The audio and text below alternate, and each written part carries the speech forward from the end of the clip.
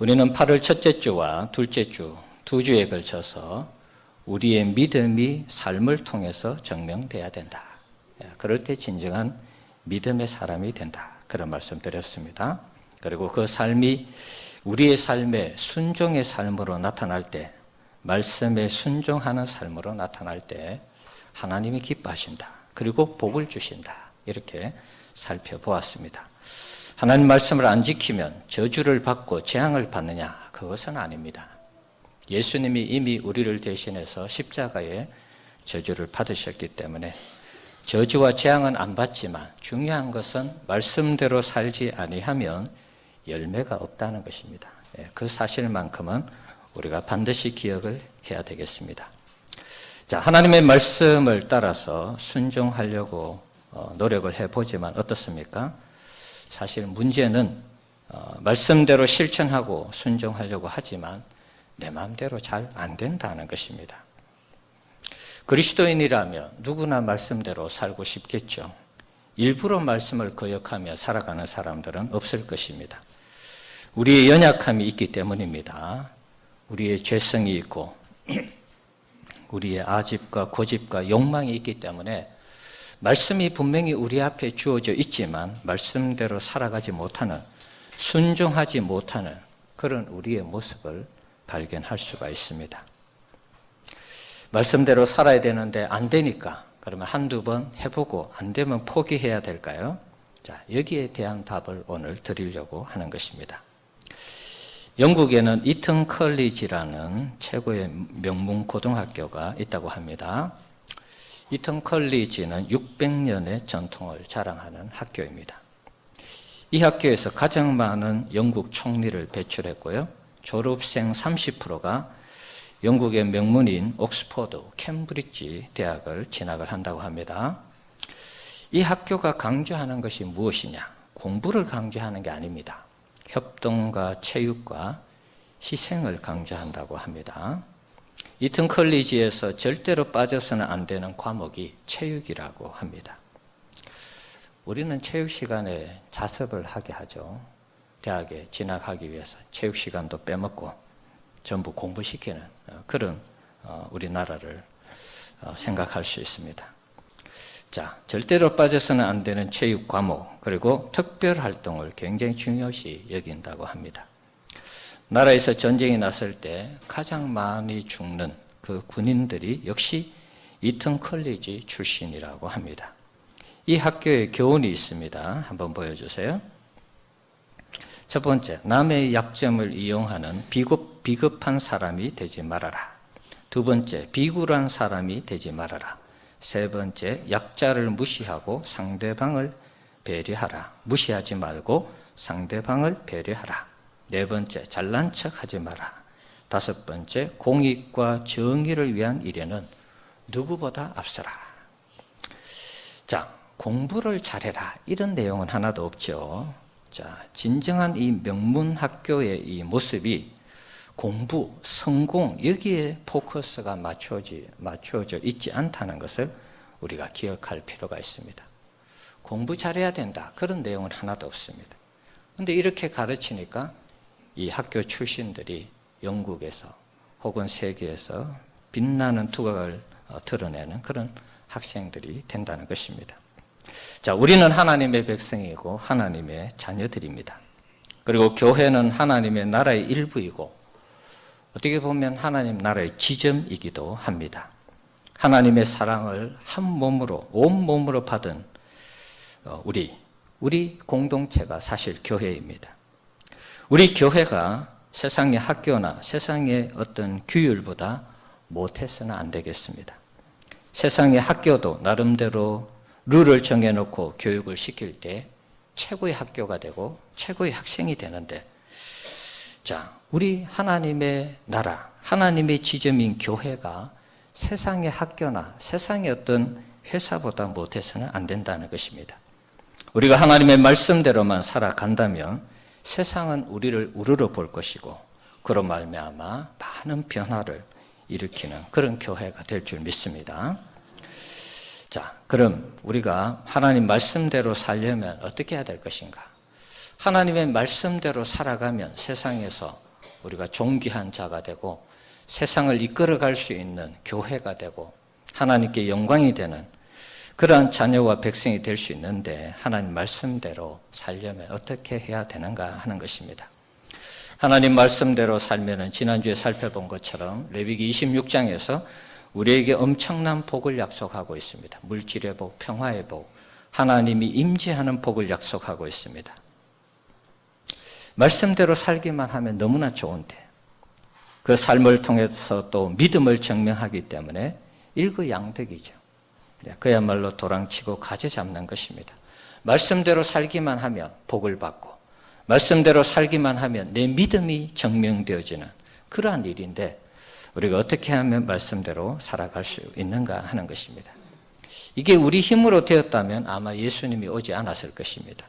구약부터 하나님의 말씀은 주어졌습니다. 율법이라고 토라, 모세 오경으로 주어졌습니다. 하지만 제대로 지키지 못했습니다. 왜 그렇습니까? 우리 인간이 약하기 때문에, 죄성이 있기 때문에, 아집과 고집과 욕망이 있기 때문에 잘 못 지키는 것입니다. 지키려고 하면 할수록 오히려 불순종의 죄에 빠져드는 우리 자신을 발견하게 됩니다. 그래서 당시의 구약에는 짐승을 잡아 피로써 그 죄를 사했습니다. 그러나 그것마저도 온전한 것이 아니었기 때문에 예수님이 직접 오셔서 십자가를 지심으로 율법의 요구에 절대적인 순종을 통해서 우리 인류의 모든 죄를 용서하시고 우리를 구원하여 주신 것입니다. 예수 안에 들어오는 자에게 모든 율법으로 정죄되는 모든 죄가 다 용서되어지고 그리고 하나님의 자녀 백성으로 하나님 앞에 아름답게 세워지는 것입니다. 예수를 믿는 자에게 이런 은혜가 주어지는 줄 믿습니다. 하나님의 자녀가 되고 백성된 우리 그리스도인들이 과거 이스라엘 백성들이 재앙과 저주를 받지 않으려고 하나님의 말씀을 지키려고 했던 것과 달리 우리는 구원받은 기쁨과 감격으로 하나님의 말씀을 지키려고 해야 되는 것입니다. 재앙과 저주를 받지 않기 위해 말씀을 지키려는 그것은 뭔가 하나님 앞에 합당한 모습은 아닙니다. 나를 위해 십자가에 죽으신 주님의 그 구속의 은혜와 사랑에 감격해서 자원하는 마음으로 하나님 말씀을 지키는 것, 이것이 진정한 그리스도인의 모습이라는 것입니다. 구원받은 자로서 하나님의 사랑과 은혜에 우리가 조금이라도 보답할 수 있는 길이 있다면 우리가 하나님 말씀대로 살기를 노력해야 된다는 것입니다. 보답이라는 표현이 조금 귀에 거슬릴지는 모르겠습니다만은 우리가 적어도 예수의 피와 희생과 사랑을 통해서 구원을 받은 하나님의 자녀 백성이라면 예수님이 가르친 그 말씀에 순종하는 것은 당연한 것입니다. 자, 그런 측면에서 우리가 할 수 있는 최선 100%는 아니라 할지라도 하나님이 말씀하시는 그 말씀에 우리 자신이 순종해 나갈 때 예수님의 구원과 하나님의 그 사랑이 우리 가운데 정말 그것이 우리를 주장해서 좋은 열매를 맺게 하는 그런 역사로 이어지게 한다는 것입니다. 자, 하지만 이것도 우리가 하나님의 은혜에 감격해서 말씀을 지키려고 하는 이거 참 귀한 것인데 어느 순간부터 우리가 신앙생활을 해보지만 은혜가 떨어지고 사랑이 식으면 이것조차도 잘 못하는 우리 자신을 발견합니다. 그래서 필요한 게 뭐냐 하면 기도하는 것입니다. 적어도 우리가 주님의 사랑과 주의 은혜를 잊지 않으려고 한다면 날마다 하나님 앞에 나아가 기도하는 이런 기도 생활을 해야 한다는 것입니다. 기도하면 하나님께서 그 은혜를 생각나게 하시고 그 사랑을 기억나게 하셔서 하나님의 보호자 앞에 나가서 다시 하나님의 말씀을 지킬 수 있도록 하나님께서 은혜 주시고 능력 주셔서 하나님 백성대로 살아갈 수 있도록 한다는 것입니다. 우리가 기도할 때에 하나님이 우리에게 베풀어 주신 은혜를 자꾸 기억나게 해서 하나님 백성으로 살아갈 수 있는 능력을 주시는 줄 믿으시기 바랍니다. 말씀대로 아무리 살려고 몸부림쳐도 안 되는 이유가 무엇이냐? 우리의 신앙에 기도가 없기 때문에 그런 것입니다. 뻔히 보면서도 우리가 당하는 것입니다. 우리에게 죄의 유혹이 찾아올 때에 이거 하면 안 되는데 저렇게 하면 안 되는데 그런 생각이 들지만 뻔히 보면서도 우리는 당하는 것입니다. 분명히 하나님의 말씀이 하지 말라고 했는데, 하라고 했는데, 정말 마음은 꿀떡 같은데 몸이 따라주지 않는 것입니다. 이유가 무엇일까요? 기도가 우리의 삶에, 기도의 능력이 우리 가운데 나타나지 않기 때문에 그런 것입니다. 예수님 당시에 12 제자들에게 예수님이 깨어있어 기도할 것을 주문했습니다. 시험에 들지 않도록 기도하라 그러셨죠. 마태복음 26장 40절 41절 말씀 한번 읽어봅시다. 제자들에게 오사 그 자는 것을 보시고 베드로에게 말씀하시되 너희가 나를 함께한 시간도 이렇게 깨어 있을 수 없더냐. 시험에 들지 않게 깨어 기도하라. 마음에는 원이로되 육신이 약하도다 하시고. 자, 제자들을 대표하는 베드로에게 너희가 나와 함께 한 시간도 이렇게 깨어 있을 수 없느냐. 시험에 들지 않게 기도하라. 그렇게 말씀하셨어요. 저들은 결국 기도하지 않았고 잤습니다. 그래서 어떻게 됐습니까? 예수님 부인하고 예수님 버리고 도망갔고 예수님을 팔았습니다. 저들이 예수님께 말씀을 제대로 배우지 않았습니까?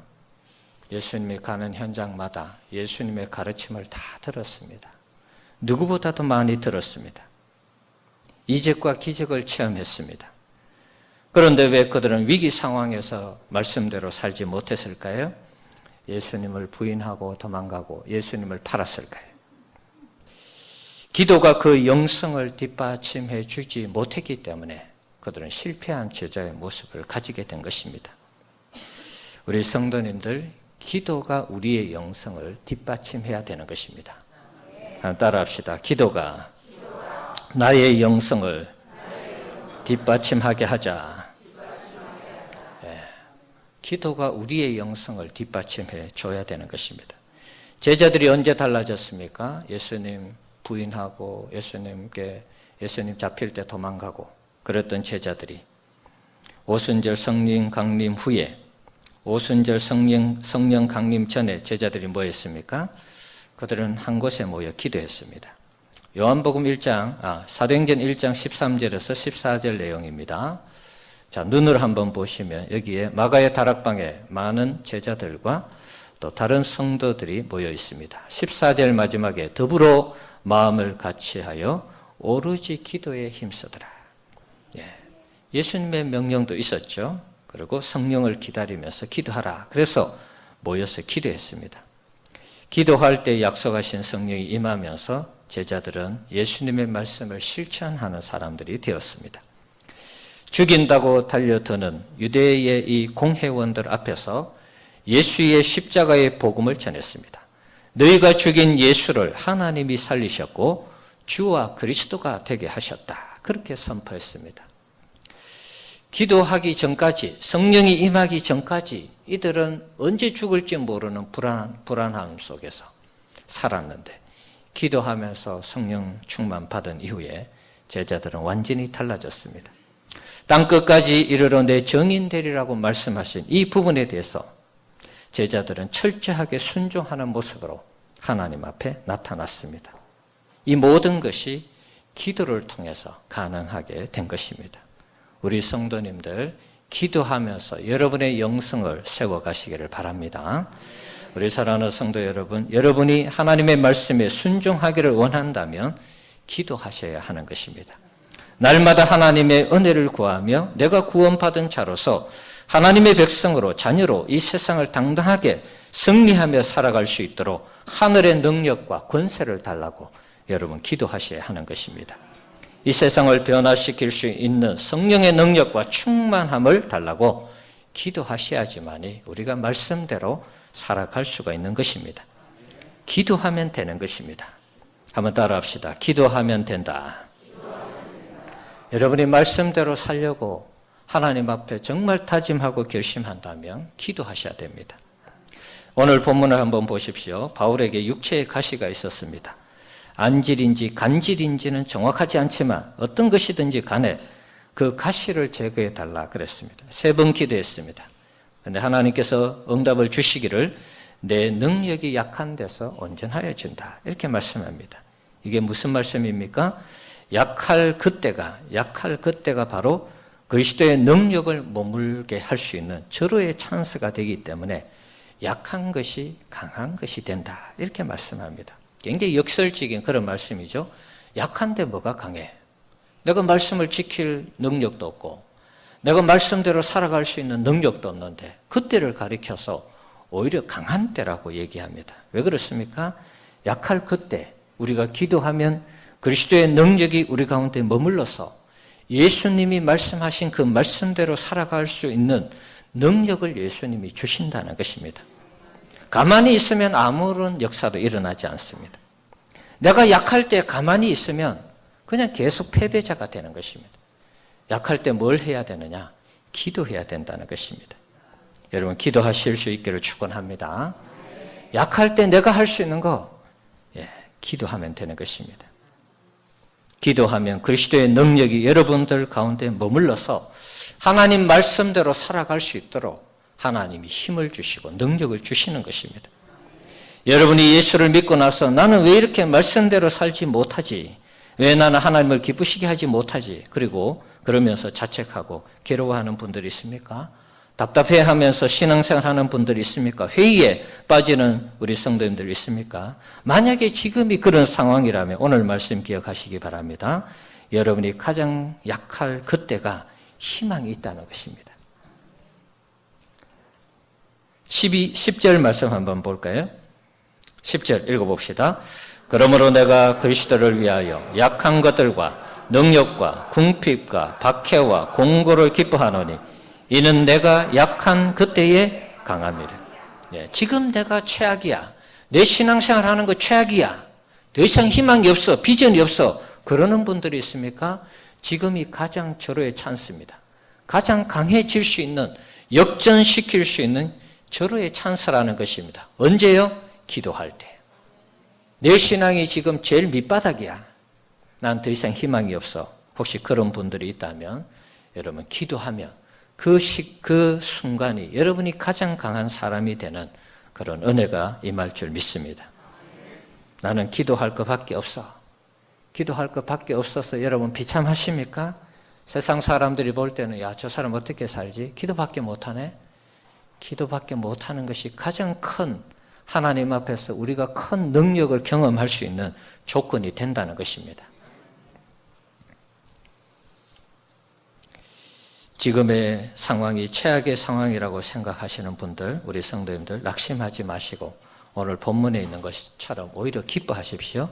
왜 그렇습니까? 가장 약한 그때가 강할 때라고 말씀하고 있습니다. 내가 약하니까 하나님께 기도하면 하나님이 나를 강하게 해주시는 절호의 찬스이기 때문에 약한 그때가 가장 강한 때라는 것입니다. 어제 뉴스를 들으니까 일가족이 생활고로 인해서 죽었다는 그런 얘기를 들었습니다. 자, 최악의 상황에서 우리를 도와줄 사람 아무도 없습니다. 여기를 봐도 저기를 봐도 나를 도와줄 사람 없어요. 자신을 돌아보면 더더욱 도와줄 사람이 없습니다. 헤어나올 구멍이 보이지 않는 것입니다. 그러나 여러분 기도하십시오. 하늘을 향해서 여러분이 기도를 하시면 하나님이 하늘의 문을 열어주는 것입니다. 문제 해결의 열쇠가 내게 있는 것이 아니라 우리에게 있는 것이 아니라 하나님에게 있다는 사실을 기억하셔야 됩니다. 여러분이 예수를 믿고 하나님의 자녀 백성 되었으니까 당당하게 하나님께 요구할 수 있는 권리가 있는 것입니다. 어렵고 힘들 때 여러분 기도하시기 바랍니다. 그 자리에서 낙심하고 좌절하고 포기하면 그대로 끝나는 것입니다. 낙심할 그 시간에 여러분 하나님을 찾으세요. 하나님께 부르짖으시고 하나님께 기도하시기 바랍니다. 살아계신 하나님은 반드시 여러분의 손을 붙들어 주실 것입니다. 다시 해결할 수 있는 길을 열어 주실 것입니다. 그러므로 우리는 기도해야 되는 것입니다. 문제의 해결의 열쇠가 내게 있다면 사실 걱정할 필요가 없죠. 내가 다 할 수 있는데 왜 걱정하겠습니까? 내게 없기 때문에 우리가 기도하는 것입니다. 기도할 수밖에 없는 그것이 오히려 우리의 신앙의 강력한 무기가 된다는 사실을 여러분 절대로 잊어서는 안 되는 것입니다. 우리의 기도 가운데 하나님이 역사할 때 감옥에 있던 요셉이 애굽의 총리가 되고 목동이었던 다윗이 이스라엘의 왕이 되고 포위 되었던 히스기야가 구원을 얻고 포로 출신이었던 다니엘과 에스더가 나라와 민족을 구하는 것입니다. 그들에게 무슨 힘이 있었습니까? 절망과 좌절밖에 없었습니다. 하나님께 기도하는 것 이외에 다른 방법이 없었습니다. 기도했을 때 기적이 일어난 것입니다. 우리가 하나님 말씀대로 살려고 발버둥 치다가 안 되는구나, 내 힘으로 안 되는구나, 그래서 비참해지고 신앙생활에 의욕이 떨어질 때, 바로 그때 여러분의 신앙에 있어서 최고의 때가 왔다는 사실을 기억하시기 바랍니다. 거기에서 아무것도 안 하고 포기하면 그대로 끝나는 것입니다. 하지만 그때 여러분이 하나님을 향하여 손을 들고 하나님 도와주세요, 하나님 나를 불쌍히 여겨주세요, 나를 축복해 주세요, 그렇게 기도할 때 하나님이 여러분들을 붙들어 주시고 여러분을 만나 주시고 여러분의 삶에 이 절망과 좌절에서 일어서게 하시는 은혜를 주실 줄 믿습니다. 기도하시기 바랍니다. 여러분, 기도가 폼으로 달고 다니는 거 아닙니다. 여러분, 기도하셔야 됩니다. 안 되고 안 되는 비참한 이 절망적인 상황에서 여러분이 하나님께 손을 들고 기도하며 모든 어둠의 세력들이 다 물러가는 것입니다. 하나님, 제가 너무 약합니다. 너무 지쳐 있습니다. 죽겠습니다. 나를 도와주소서, 나를 구원해 주소서. 그렇게 기도하면 절망 가운데서 하나님은 여러분을 찾아오셔서 여러분에게 희망을 주시고 다시 새 힘을 주시고 일어설 수 있는 능력을 주실 줄 믿습니다. 기도하면 하나님은 그렇게 만들어주는 것입니다. 일본에 가면 토리섬이 있습니다. 일본 불매운동을 해서 예화도 일본이 예화를 쓰면 안 되나 그런 생각을 했습니다. 예, 일본을 우리가 너무 미워하지 마시고 기도해 주셔야 됩니다. 우리 그리스도인이기 때문에 품고 사랑하고 저들의 잘못을 깨달을 수 있도록 기도하시고 우리는 사랑해야 됩니다. 일본의 토리섬이라는 곳에 가면 갈매기하고 비슷하게 생긴 새가 있다고 합니다. 한번 보여주실래요? 몸집이 꽤 큽니다. 해변을 걸어 다녀요. 날지를 못하고. 몸집은 큰데 비해서 이 새가 걸어 다니니까 아이들이 돌을 던져요. 새를 맞추려고. 이 새는 이제 돌이 날라오면 피하기는 피합니다. 그런데 날지를 못하니까 크게 도망을 가지를 못해요. 어떤 경우에는 사람이 쫓아가면 잡을 수 있어요. 그 정도의 어떤 좀 둔하다 그럴까요? 새가 그렇습니다. 보기에도 좀 둔하게 보이죠. 갈매기처럼 보이기도 한데 발도 이렇게 물칼켜가 있고 좀 둔하게 보입니다. 사람들이 별명을 붙였어요. 이 바보새라 이렇게 붙였습니다. 바보새. 저 새는 날개가 있는데도 날지도 못하고 애들이 돌을 던지면 그냥 피하기만 하고 그런다는 거예요. 그러던 어느 날 이 바닷가에 큰 폭풍이 불어치기 시작했습니다. 우리가 수련회 갔을 때 태풍이 올라왔죠. 엄청난 비바람이 불어쳤습니다. 폭풍이 불어칠 때 다른 새들은 다 숨어버려요. 어디론가 숨어버리는데 이 새만이 바닷가로 나갑니다. 홀로 서 있습니다. 바람이 강하게 불 때에 이 새는 뒤뚱거리면서 날개를 펴니다. 날개를 몇 번 펼 때에 바람이 세게 불 때에 그때 이 새가 날아오르는 것입니다. 사람들이 볼 때 저 새가 바보새인데 돌을 던져도 날아서 도망가지도 못하고 때로는 우리에게 잡히기도 하던 저 새가 바람이 굉장히 부는 그 폭풍 속에 날개짓 몇 번 하니까 금방 날아오르는 새가 되는 것입니다. 사람들이 도저히 믿을 수 없다라는 그런 표정으로 저 새를 봤습니다. 알아보니까 나중에 이 새가 어떤 새냐? 알바트로스라는 새입니다. 창공의 왕자인데요. 여러분 나중에 인터넷을 한번 검색해 보십시오. 이 새는 날개 길이가 3m입니다. 다음 그림 한번 보여주세요.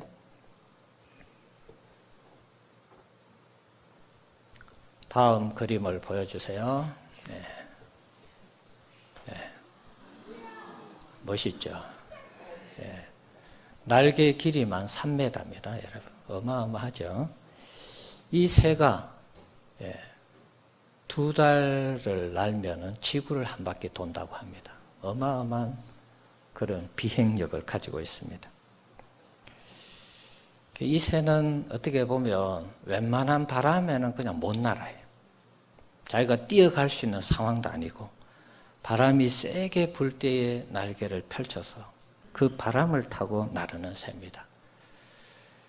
인터넷에 보면 이 새에 대해서 여러 가지 얘기를 하고 있습니다. 이 새가 60년을 산다고 합니다.